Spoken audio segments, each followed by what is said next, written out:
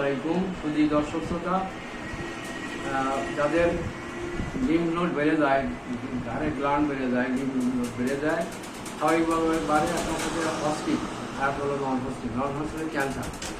নন হস্টিক হলে এই রোগীগুলো মারা যায় সাধারণত। আমার কাছে একটা রুগী বসে আছে, আলমগীর না তোর নাম? আলমগীরের মাস থেকে কয়েক বছর আগে, প্রায় 8-10 বছর আগে, না 8-10 বছর আগে ওই নন হস্টিং হচ্ছিল, অর্থাৎ ক্যান্সার হচ্ছিল। কোন জায়গা ছিল না দেখা তো? ওই ঘাড়ে ওই জায়গা ধরে বলো।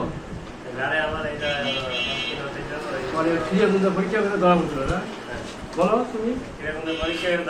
ধরা পড়ছিল, পরে আমার এই ডাক্তারের কাছে ওষুধ দিয়ে আমার সেরে গেছে। কত বছর, কয় মাস কিসে করছিল? 5-6 মাস।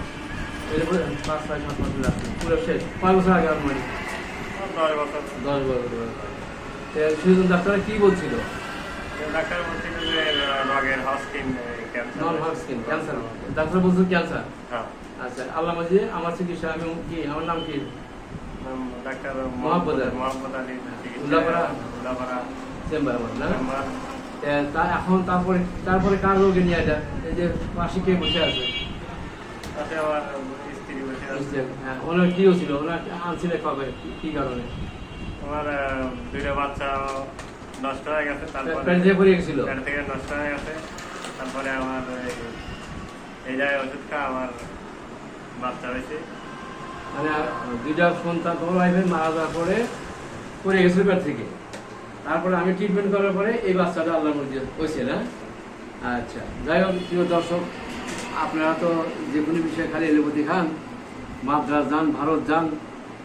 আমার কথা হলো, যে কোনো জটিল রোগ হলে অভিজ্ঞ যারা পড়াশোনা বেশি করেছে, ভালো ওষুধ রাখে, যারা খেয়ে নেয়, অভিজ্ঞ ডাক্তারের কাছে যে কোনো জটিল রোগের চিকিৎসা করবেন, এই রোগগুলো স্থায়ীভাবে সারে। আপনারা দেখলেন এই ছেলেটার আজ থেকে 12 বছর আগে নন হস্কিন ক্যান্সার ছিল, সুস্থ সবল, আর কোনো রোগ নেই। অথচ এলে বলছি চাকরি আনে কেমন যে কী হচ্ছিল, আমার অত মারা যেতে বেশি। এর আগেও নন হস্পিটালের রুগী আমি দেখছি অনেকে, গাড়ি বলছি কিছু বছর মারা গেছে, রুগীগুলো সবই প্রায় মারা গেছে। আপনারা জটিল কঠিন রুগী, যে কোনো জটিল কঠিন রুগী থাকলে আমার চেম্বারে রেফার করতে পারেন, আমার আনতে পারেন। আপনারা কি সঠিক চিকিৎসা পাবেন এবং রোগগুলো খাবেন। এবং আমার চিকিৎসা অনেকগুলো ক্যান্সার সেরেছে। আমি আসলে ভিডিও করি না, ভিডিও করা উচিত জনগণের দেখানোর জন্য।